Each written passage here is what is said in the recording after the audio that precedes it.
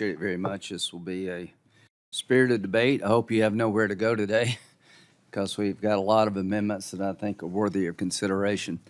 A couple of points.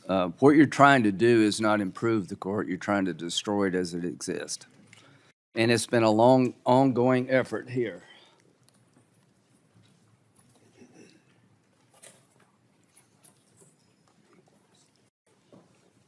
You have to look at this in terms of what's been going on for a couple of years. So Senator Schumer visits the court, goes over to the court a while back and says, I want to tell you, Gorsuch, I want to tell you, Kavanaugh, you have released the whirlwind and you will pay the price. You won't know what hit you if you go forward with these awful decisions. This is the majority leader of the United States Senate. Supreme Court justices know they're in for very high profile positions. They have security. That was the explanation given by a representative from New Hampshire when conservative judges basically had their houses surrounded by a bunch of protesters. And Maxine Waters, who I've known for a long time, like Maxine, you ain't seen nothing yet. To hell with the Supreme Court. We will defy them.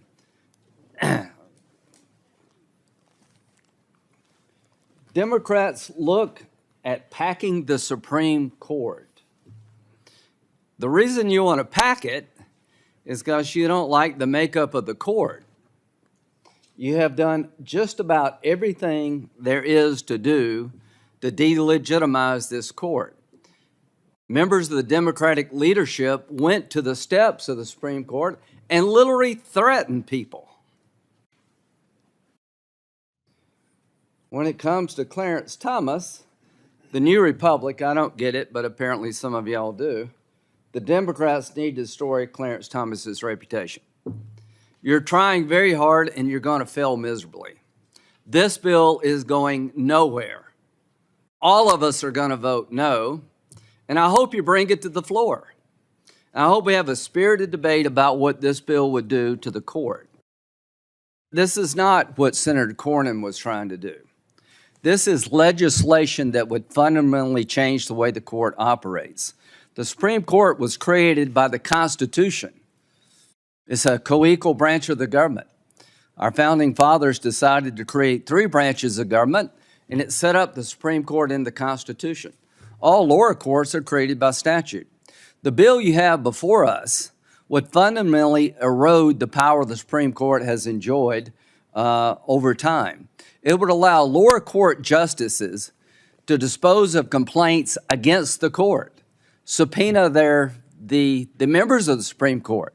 It would create a complaint body where anybody could file a complaint against the court, and the complaint would be adjudicated by lower court justices, which strikes at the heart of the court being the Supreme Court. Your recusal mechanism, you can't expand the court. Senator Kennedy said something very smart, as he always does yesterday. This bill would shrink the court. There'd be a massive effort by liberals throughout the country to disqualify conservatives in every major case. And the way you handle recusal is that you micromanage how the court must decide when to recuse. The individual justice no longer would have that power. You would give it to other justices. That is a constitutional assault on the power of the court to do business. So none of us have any illusions about what's going on here. This will be on the 2024 ballot, I hope. The effort to remake a conservative Supreme Court is unlimited. What people on the other side will do in the name of having people on the court they agree with is almost unlimited. When the justices were surrounded in their homes, the Attorney General sat quietly by and didn't do anything about it. So I try to work with you when I can. It took us 50 years to get a conservative court. We did it the old-fashioned way. We nominated people, we got the votes, we worked hard.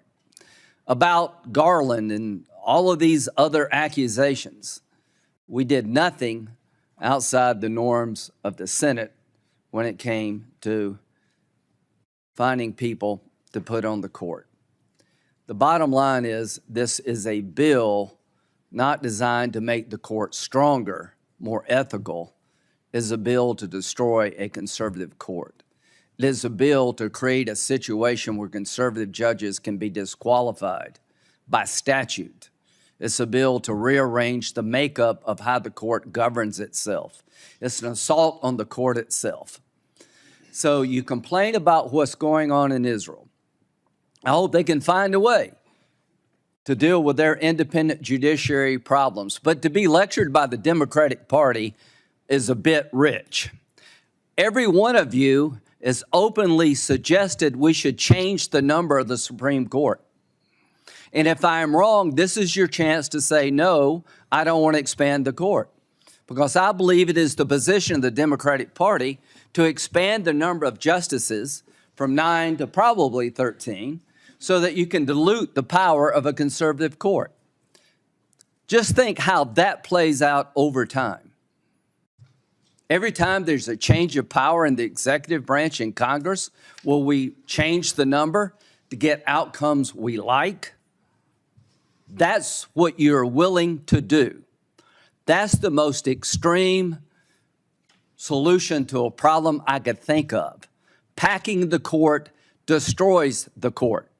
Passing legislation to micromanage how the court operates destroys the court. Creating a complaint process in the name of ethics that's designed to disqualify people you don't like destroys the court. This will not stand.